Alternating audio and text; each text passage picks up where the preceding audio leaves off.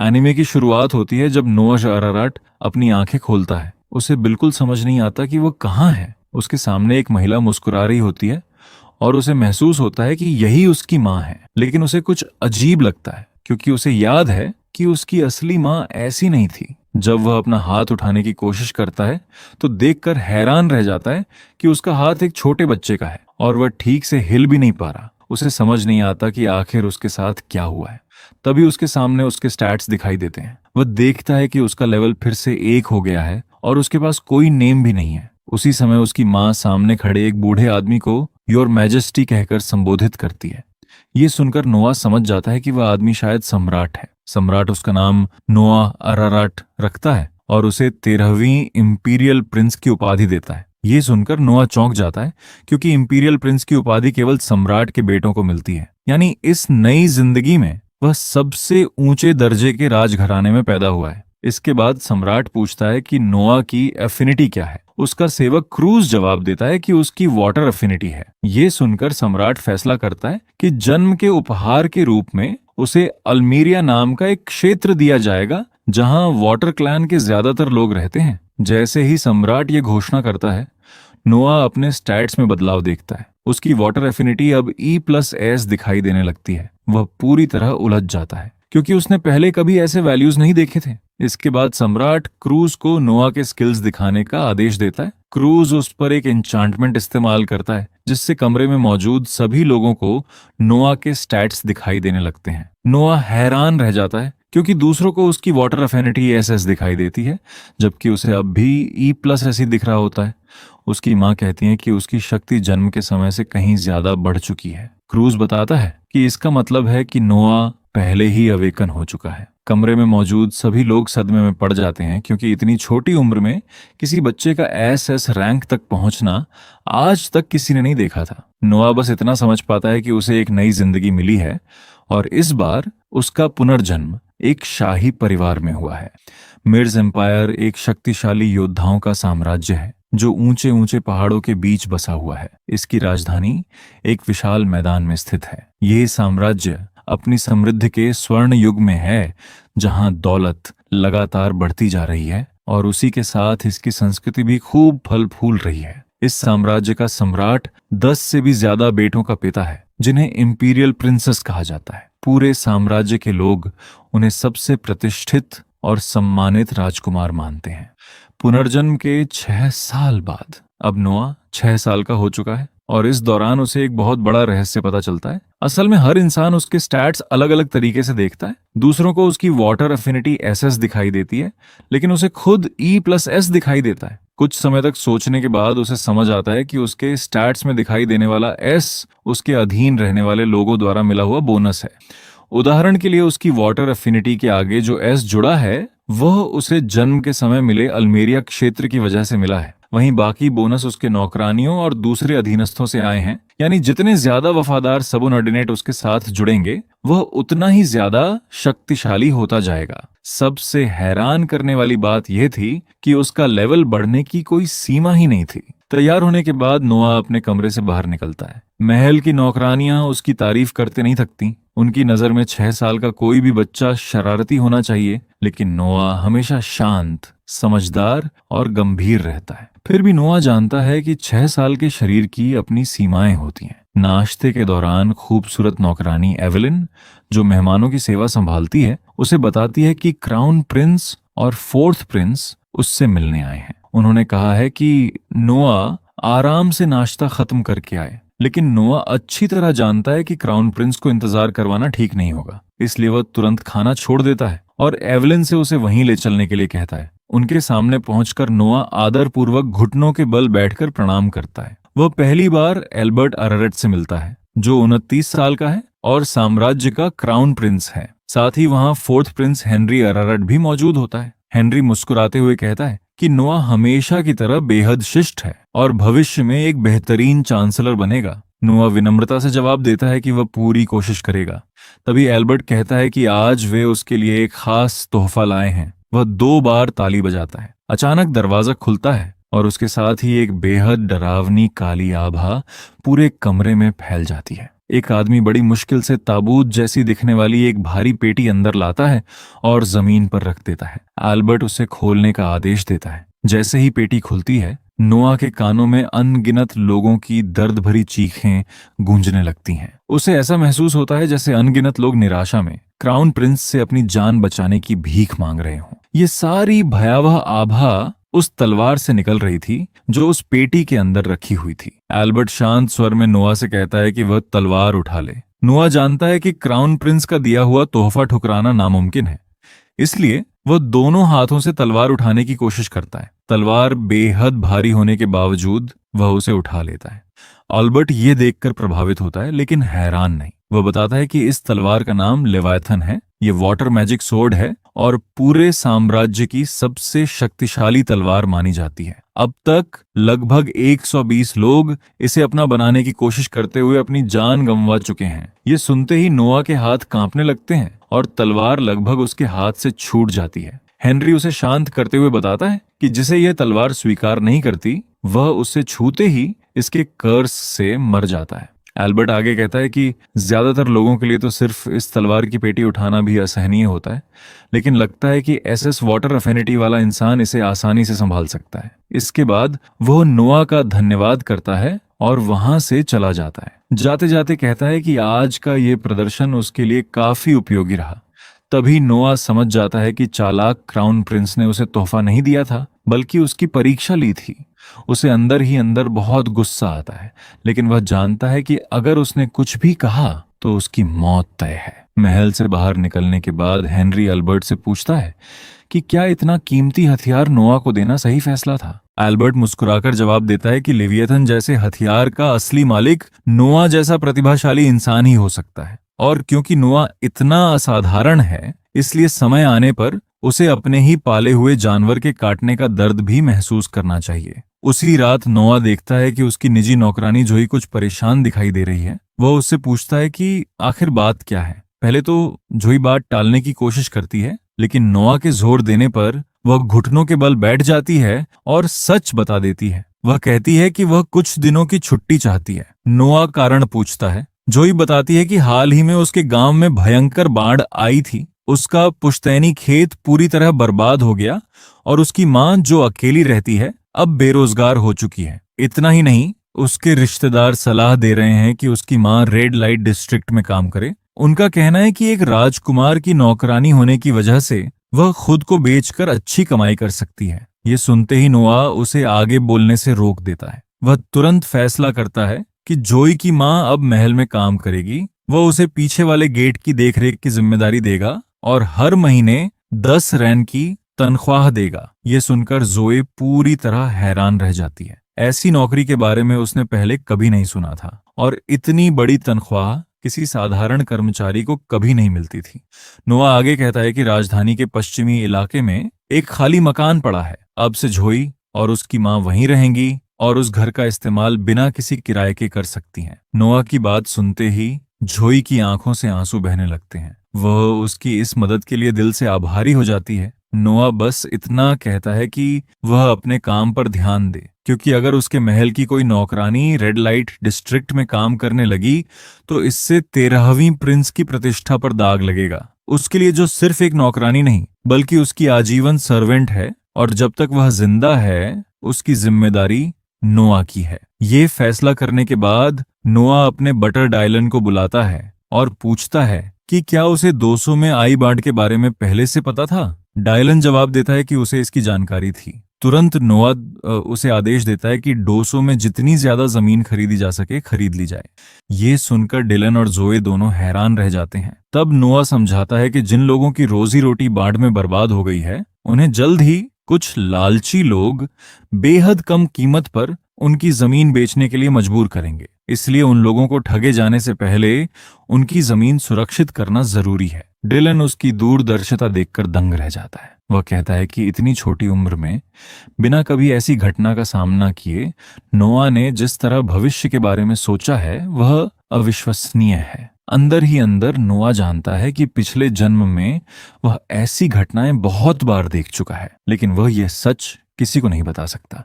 Dylan पूछता है कि इतनी सारी जमीन खरीदने के लिए पैसा कहां से आएगा। उसके हिसाब से लगभग 7 लाख रेन की जरूरत पड़ेगी। अब जोए की बारी थी हैरान होने की। आखिर राजधानी में रहने वाले एक आम आदमी की सालाना कमाई केवल 120 रन होती है। यहां तक कि नोआ के भरोसेमंद सेवकों की सालाना तनख्वाह भी करीब 8,000 रन है। अल्मेरिया से मिलने वाले टैक्स और सम्राट द्वारा दिए गए आर्थिक उपहार मिलाकर भी 13वें प्रिंस के महल के पास कुल लगभग 5 लाख रान ही मौजूद हैं। यानी अब भी 2 लाख रान की कमी थी। तब नोआ बिना झिझक कहता है कि राजधानी के दक्षिण में जो जमीन उनके पास है उसे बेच दिया जाए। डिलन यह सुनकर पूरी तरह चौंक जाता है। वह याद दिलाता है कि वह जमीन खुद सम्राट का दिया हुआ उपहार है और उनकी अनुमति के बिना उसे बेचना शाही परिवार के खिलाफ अपराध माना जाएगा। लेकिन नोआ अपने फैसले पर अडिग रहता है। वह कहता है कि अगर बाद में उसके पिता उसे डांटेंगे तो वह सजा भी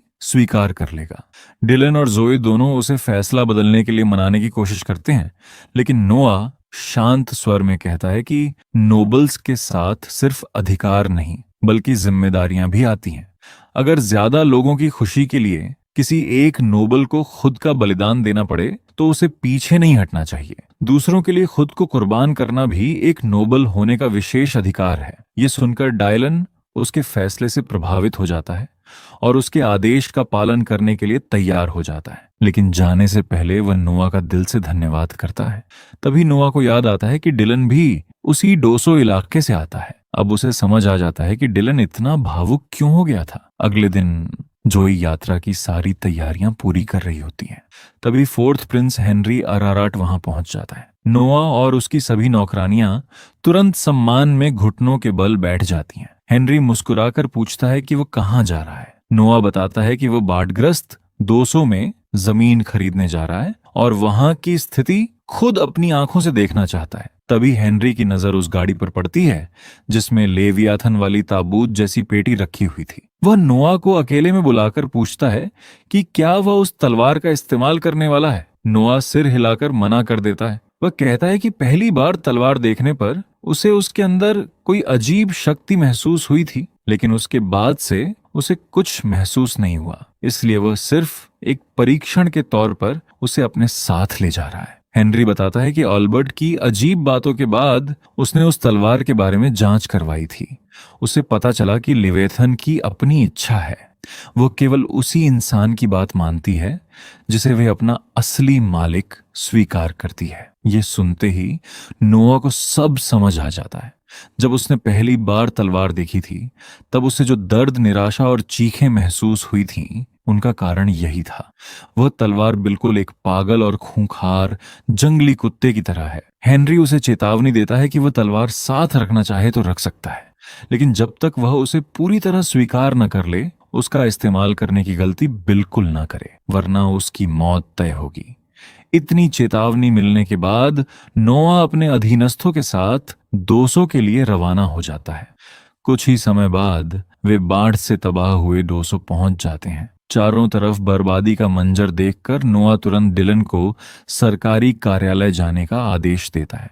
उसका अनुमान था कि बाढ़ में जिन लोगों के घर बह गए हैं उनकी जमीन के कागज भी नष्ट हो चुके होंगे, इसलिए सरकारी रिकॉर्ड के आधार पर ही सारी जमीन खरीदनी होगी। सिर्फ एक नजर में इतना बड़ा निष्कर्ष निकाल लेने पर जोई फिर से हैरान रह जाती है। नोआ डायलन से कहता है कि वह तुरंत निकल जाए। अगर कोई समस्या आती है तो सारी जिम्मेदारी वह खुद लेगा। डिलन उसके आदेश का पालन करते हुए वहां से चला जाता है। इसके बाद नोआ जोई से कहता है कि वह उसे पूरे इलाके का रास्ता दिखाए। अपनी पहचान छिपाकर दोनों गांव के अंदर पहुंच जाते हैं।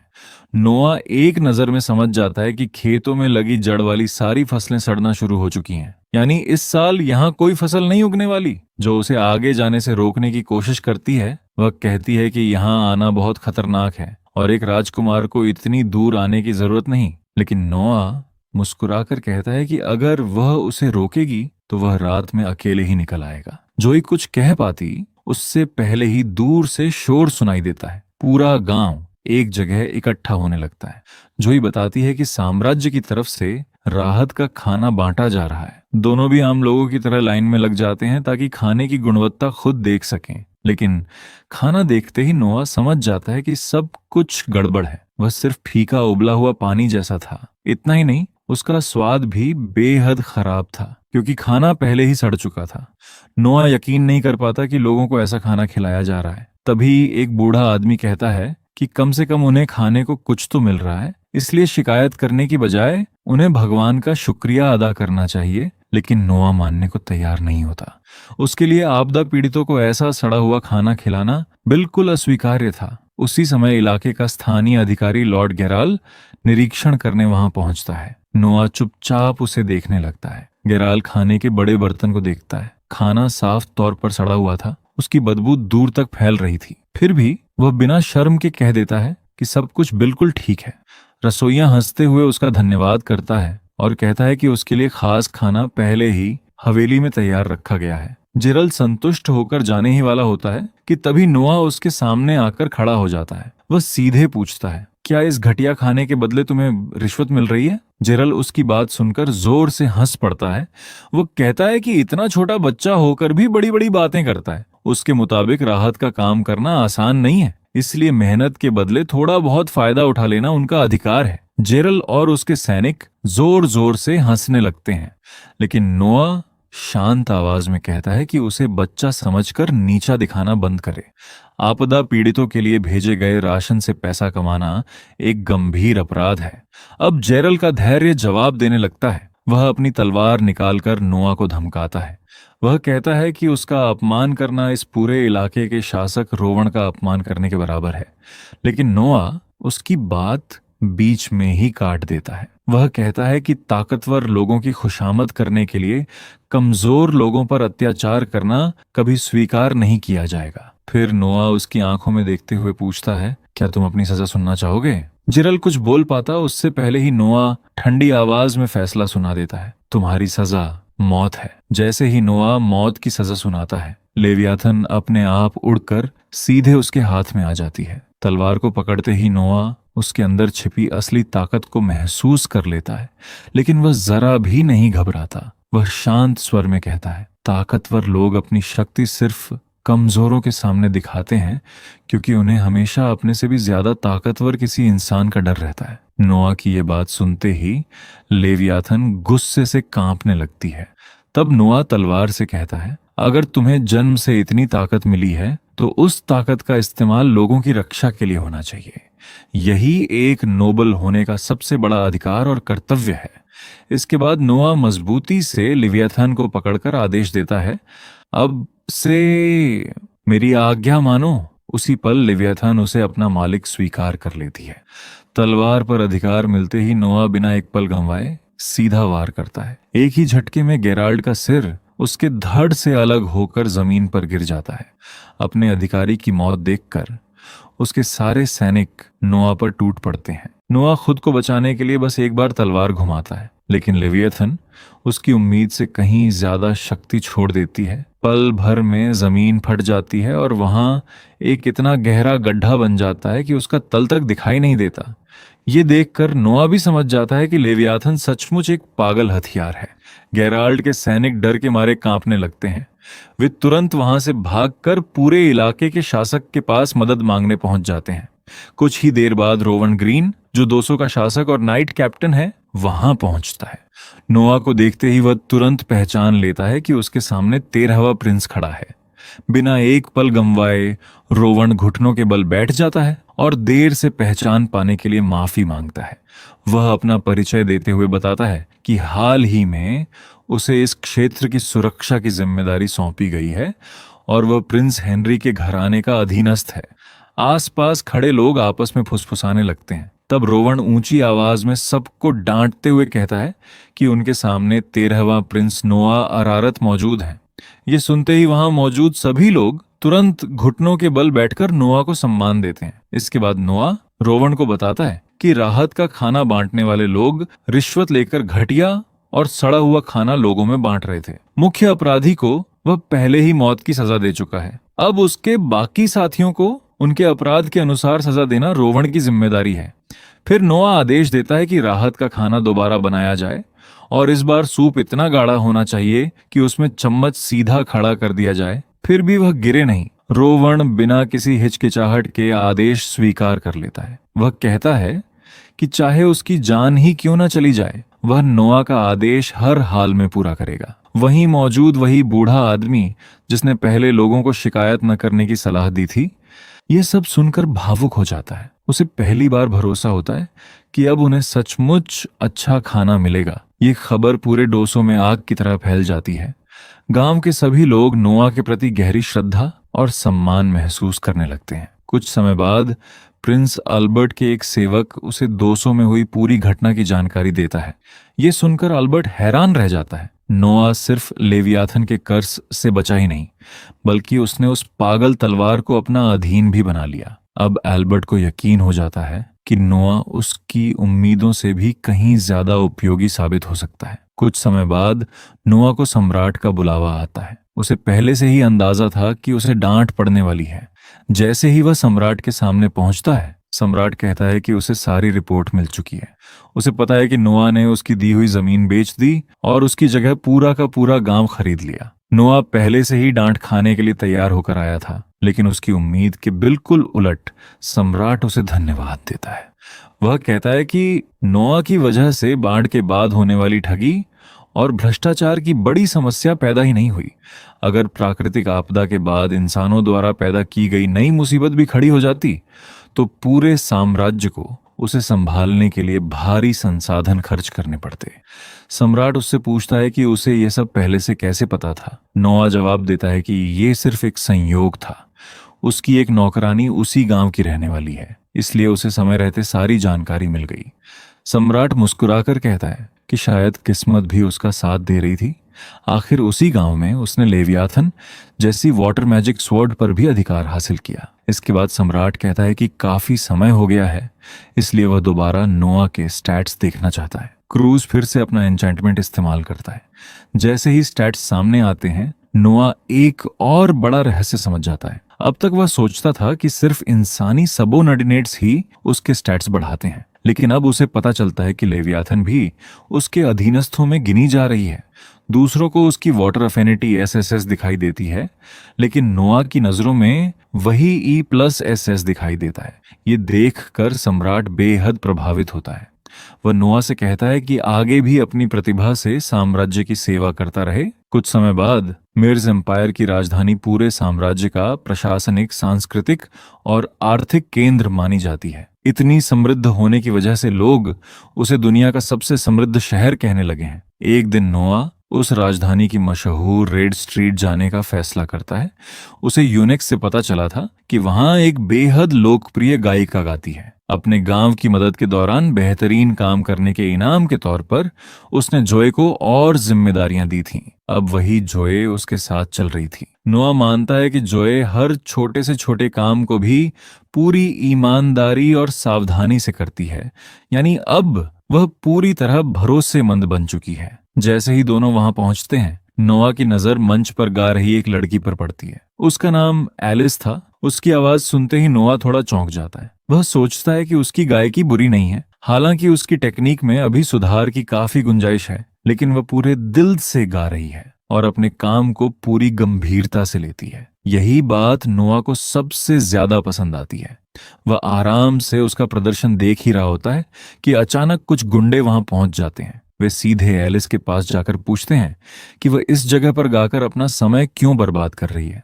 दुकान का मालिक बीच में आकर उन्हें रोकने की कोशिश करता है, लेकिन गुंडों में से एक उसे जोर से धक्का देकर दूर गिरा देता है। गुंडा एलिस से कहता है कि इस तरह गाना गाकर वह कभी भी अपने पिता का कर्ज नहीं चुका पाएगी। एलिस मजबूरी में कहती है कि उसके पास कमाने का यही एक तरीका है, लेकिन वह आदमी उसकी बात सुने बिना उसके कपड़े पकड़कर उसे अपनी तरफ खींच लेता है और कहता है, अगर सच में पैसे कमाने हैं तो मैं तुम्हें और भी बेहतर तरीका बता सकता हूँ। उसका इशारा साफ था कि वह एलिस को अपना शरीर बेचने पर मजबूर करना चाहता था। ये देखकर नोआ बीच में आ जाता है। वह मंच पर चढ़कर शांत आवाज में कहता है, इंपीरियल लॉ के आर्टिकल 2 के अनुसार किसी भी बच्चे को उसके माता पिता का कर्ज चुकाने के लिए मजबूर करना गैर कानूनी है। इसलिए एलिस से उसके पिता का कर्ज वसूलना और उसे अपना शरीर बेचने के लिए मजबूर करना दोनों ही अपराध हैं। नोआ की बात सुनते ही वह गुंडा अपना आपा खो देता है। वह नोआ की गर्दन पकड़ लेता है और गुस्से में कहता है, मेरे काम में दखल मत दे बच्चे। इतने में लेवियथान अपने आप सक्रिय हो जाती है। बिना नोआ के कुछ किए उसकी शक्ति उन सभी गुंडों पर टूट पड़ती है। कुछ ही सेकंड में सभी दर्द से तड़पने लगते हैं। नोआ आराम से लेवियाथन उनकी तरफ तान कर पूछता है, अब भी लड़ना चाहते हो? अभी अभी उस तलवार की ताकत महसूस करने के बाद किसी में भी दोबारा हमला करने की हिम्मत नहीं बचती। सभी गुंडे धमकी देते हुए वहां से भाग जाते हैं। इसके बाद नोआ दुकान के मालिक से कहता है कि अगर वे लोग दोबारा लौटें तो तुरंत उसे खबर भेजी जाए। जोई मालिक को नोआ का संपर्क कार्ड दे देती है। तभी उसे पता चलता है कि जिस लड़के ने उनकी मदद की वह कोई आम बच्चा नहीं बल्कि 13वां प्रिंस नोआ अरारत है। ये जानकर वहां मौजूद सभी लोग हैरान रह जाते हैं, लेकिन नोआ उनकी प्रतिक्रिया को नजरअंदाज करते हुए एलिस की तरफ मुड़ता है। वह कहता है, तुम्हारा गाना मुझे बहुत पसंद आया। फिर वह उससे पूछता है कि हर महीने उसके खर्चे कितने होते हैं। एलिस बताती है कि उसे अपनी माँ के इलाज का खर्च भी उठाना पड़ता है। ये सुनकर नोआ उससे कहता है, मैं तुम्हें हर महीने 25 रान दूंगा, तुम बस पूरी मेहनत से गाना गाओ। अगर तुम्हारी गायकी और बेहतर हुई तो मैं तुम्हारी तनख्वाह भी बढ़ा दूंगा। पहले तो एलिस को अपनी बातों पर यकीन ही नहीं होता, फिर उसके चेहरे पर मुस्कान आ जाती है और वह नोआ का दिल से धन्यवाद करती है। नोआ जमीन पर पड़ा उसका टोपी उठाकर उसे वापस देता है और मुस्कुराते हुए कहता है, अब मुझे तुम्हारा गाना आखिर तक सुनाओ। कुछ समय बाद महल लौटते ही नोआ देखता है कि मुख्य द्वार के बाहर कुछ आदमी खड़े हैं। नौकरानी एवलिन बताती है कि वे खुद को मनी लैंडर्स बता रहे हैं। वे नोआ से माफी मांगना चाहते हैं। नोआ तुरंत समझ जाता है कि ये वही गुंडे हैं जो एलिस को परेशान कर रहे थे। उन्हें अब पता चल चुका था कि जिस बच्चे से उनका झगड़ा हुआ था वह 13वां प्रिंस है। नोआ बिना उनसे मिले ही एवलिन को आदेश देता है कि उन्हें वापस भेज दिया जाए। साथ ही यह भी कह दिया जाए कि कोई भी व्यक्ति जब चाहे किसी राजकुमार से मिलने नहीं आ सकता। एवलिन तुरंत उसका आदेश पूरा करती है। पास खड़े हेनरी उसकी तारीफ करते हुए कहते हैं कि उसने बिल्कुल सही फैसला लिया। अगर वह ऐसे लोगों से आसानी से मिलने लगे तो इससे शाही परिवार की प्रतिष्ठा कम हो जाएगी। नोआ मानता है कि हेनरी सही कह रहे हैं, लेकिन वह बताता है कि उसके फैसले की एक और वजह भी थी। दोनों अंदर पहुंचते हैं तो नोआ पूरी बात समझाता है। वह कहता है कि वो एलिस की मदद करना चाहता है। अगर वे गुंडे यही समझते रहें कि 13वीं प्रिंस अब भी उनसे नाराज है तो वे दोबारा एलिस को परेशान करने की हिम्मत नहीं करेंगे। हेनरी उसकी इतनी दूर की सोच देखकर प्रभावित हो जाता है। वह कहता है कि नोआ की उम्र के फ्रैंक और गैरी भी हैं, लेकिन वे इस तरह भविष्य के बारे में सोच ही नहीं पाते। आखिर वे अभी बच्चे ही तो हैं, खास तौर पर गैरी, जिसे इतनी शिक्षा मिलने के बाद भी अभी तक शिष्टाचार नहीं आया। नोआ जानता है कि वे सभी उसके भाई हैं, लेकिन उनकी माँ अलग अलग हैं। वहीं हेनरी और गैरी की माँ एक ही है, इसलिए दोनों भाइयों का रिश्ता बाकी लोगों से थोड़ा अलग है। बात बदलते हुए हेनरी फिर लेवियाथन के बारे में पूछता है।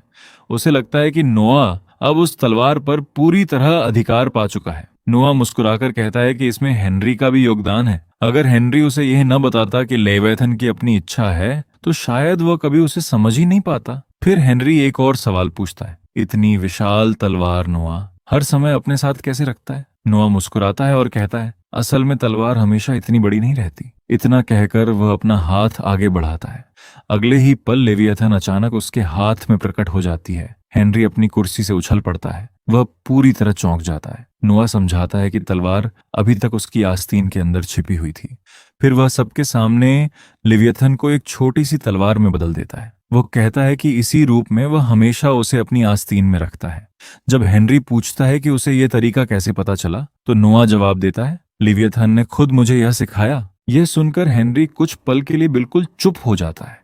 आखिर यह तलवार लगभग 200 सालों तक राष्ट्रीय धरोहर के रूप में बंद रखी गई थी। इतिहास में कहीं भी यह दर्ज नहीं था कि वह अपना आकार भी बदल सकती है। उसी रात नोआ और हेनरी महल के बाहर खड़े उन्हीं गुंडों को देखते हैं। पूरा दिन इंतजार करने के बाद अब उनका धैर्य जवाब दे चुका था। जैसे ही उनमें से एक नोआ को देखता है वह गुस्से में चिल्ला उठता है, अब और हमें नजरअंदाज मत करो। उसके साथ ही उसे चुप कराने की कोशिश करते हैं, लेकिन वह और भी उग्र होकर नोआ को धमकी देता है, मैं तुम्हें कहीं भी कभी भी मार डालूंगा। नोआ बिना कुछ बोले सिर्फ एक बार उसकी तरफ देखता है। अगले ही पल वह आदमी वहीं का वहीं जड़ हो जाता है। उसका पूरा शरीर डर से लकवाग्रस्त हो जाता है। बाकी साथी किसी तरह उसे संभाल कर वहां से ले जाते हैं। हेनरी हैरानी से पूछता है, इस बार तुमने क्या किया? नोआ शांत स्वर में जवाब देता है, मैंने सिर्फ लेवियाथान की शक्ति का एक बहुत छोटा हिस्सा उसकी तरफ छोड़ा था, बस उसे चेतावनी देने के लिए। उसी शाम नोआ एक भव्य समारोह में शामिल होता है जिसकी मेजबानी रेडॉक कर रहा था। जैसे ही नोआ वहां पहुंचता है, पूरा हॉल तालियों से गूंज उठता है। सभी लोग इतने कम उम्र के राजकुमार की गरिमा और व्यक्तित्व की तारीफ करने लगते हैं।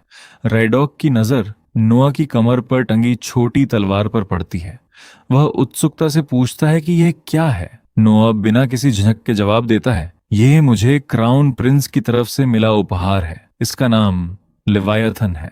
ये सुनते ही पूरा हॉल अचानक शांत हो जाता है। किसी को यकीन ही नहीं होता कि एक राष्ट्रीय धरोहर इस छोटे से राजकुमार के पास है। धीरे धीरे लोग आपस में फुसफुसाने लगते हैं। तभी एक आदमी हंसते हुए कहता है, अरे ये असली नहीं होगी, शायद किसी खिलौने जैसी नकली तलवार होगी। लेकिन जैसे ही नोआ उसकी तरफ देखता है, उस आदमी को तुरंत अपनी गलती का एहसास हो जाता है।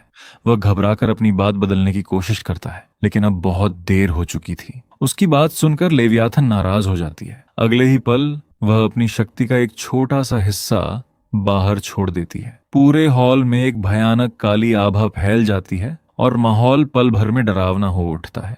लेवियाथान की भयानक आभा पूरे हॉल में फैल जाती है। उसकी डरावनी मौजूदगी इतनी ज्यादा थी कि कई लोगों का दम घुटने लगता है। कुछ लोग तो उस भयावह एहसास को सहन ही नहीं कर पाते और धीरे धीरे अपना मानसिक संतुलन खोने लगते हैं। ये देखकर नोआ तुरंत आदेश देता है, लेवियाथन बस करो। जैसे ही वो ये कहता है, कमरे का माहौल तुरंत सामान्य हो जाता है। तब नोआ समझ जाता है कि लेवियाथन सिर्फ इसलिए गुस्सा हुई थी क्योंकि किसी ने उसके मालिक का अपमान किया था। वह तलवार से कहता है, तुम्हारी वफादारी की मैं कद्र करता हूँ, लेकिन इस बार तुमने हद से ज्यादा कर दिया। ये देखकर रेडॉक जोर से तालियां बजाता है। वह मुस्कुराते हुए कहता है, कमाल कर दिया प्रिंस नोआ। मुझे पूरा यकीन है कि यहाँ मौजूद हर इंसान ने कुछ पल पहले अपनी मौत को बेहद करीब से महसूस किया होगा। यही एक नेशनल ट्रेजर की असली ताकत है और आपने उस बेकाबू ताकत को पूरी तरह अपने नियंत्रण में कर लिया है। इसके बाद वहां मौजूद सभी लोग पहली बार नोआ की असली शक्ति को स्वीकार कर लेते हैं। देखते ही देखते 13वीं इंपीरियल प्रिंस नोआ अराराट के प्रति सभी के मन में सम्मान और आदर कई गुना बढ़ जाता है। पूरा हॉल एक बार फिर तालियों से गूंज उठता है। फिर रेडॉक पूछता है, जिस आदमी ने आपका अपमान किया था उसके साथ क्या किया जाए? नोआ शांत स्वर में जवाब देता है, उसे छोड़ दो। अब उसके पास जाने के लिए कोई जगह नहीं बची है। इसके बाद समारोह में मौजूद सभी लोग एक एक करके नोआ से अपना परिचय देने लगते हैं। नोआ भी सभी का विनम्रता से अभिवादन करता है। सबसे पहले लांस रोलिंसन आगे आता है। वह अपना परिचय देकर कहता है कि राजकुमार से मिलने का अवसर मिलना उसके लिए बहुत बड़ा सम्मान है। उसके बाद बायरोन एलन, जो एलन कंपनी का प्रमुख है, अपनी बेटी सिंडी एलन के साथ आगे आता है। दोनों के परिचय देने के बाद नोआ अचानक बायरोन से पूछता है, क्या सिंडी आपकी गोद ली हुई बेटी है? ये सुनकर बायरोन हैरान रह जाता है। वो पूछता है, आपको ये कैसे पता चला? नोआ मुस्कुराकर जवाब देता है, सिर्फ देखकर। वो आगे कहता है कि बायरोन के व्यक्तित्व से साफ पता चलता है कि उसका परिवार कई पीढ़ियों से ऊंचे दर्जे का रहा है, लेकिन सिंडी के अंदर वह शाही परवरिश दिखाई नहीं देती। इतना ही नहीं, नोआ ये भी बता देता है कि सिंडी पहले एक स्लेव थी। वह समझाता है कि जब सिंडी घबराई थी तब उसने उसकी तरफ जिस तरह देखा वैसी नजर सिर्फ उन्हीं लोगों में होती है जिन्होंने गुलामी का जीवन बिताया हो। ये सुनते ही बायरोन तुरंत घुटनों के बल बैठ जाता है। वह स्वीकार करता है कि नोआ बिल्कुल सही है। उसने सिंडी को पहले एक स्लेव के रूप में खरीदा था, लेकिन वह बहुत तेज सीखती थी, इसीलिए उसने उसे अपनी बेटी बनाकर शिक्षित किया और उसी तरह पाला पोसा। ये सुनकर नोआ मुस्कुरा देता है। वह कहता है, मुझे ऐसी कहानियां बहुत पसंद है। कभी समय निकालकर अपनी बेटी के साथ मेरे महल जरूर आइए, मैं उसकी पूरी कहानी सुनना चाहूंगा। ये सुनकर आसपास मौजूद सभी लोग हैरान रह जाते हैं। बायरोन सम्मान पूर्वक निमंत्रण स्वीकार कर लेता है। फिर वह समझ जाता है कि अब वहां से चले जाना ही बेहतर होगा। रेडॉक मुस्कुराकर कहता है, आप सचमुच समझदार इंसान हैं। अगर आप यहाँ और देर रुकते तो बाकी सभी लोगों की ईर्ष्या का कारण बन जाते। आखिर प्रिंस नोआ ने सबसे पहले आपको ही विशेष रूप से पहचाना है। इसके बाद नोआ बताता है कि उसे सिंडी के गोद ली हुई बेटी होने का एक और कारण भी समझ आया था। जब उसने पहली बार लेवियाथान की शक्ति दिखाई थी, तब सिंडी खुद डरने की बजाय लगातार बायरन की रक्षा कर रही थी। उसकी उम्र की कोई सामान्य लड़की पहले खुद सुरक्षित होने की कोशिश करती, लेकिन सिंडी का पहला ख्याल अपने पिता की सुरक्षा था। रेडोक उसकी इस गहरी निरीक्षण क्षमता से और भी ज्यादा प्रभावित हो जाता है।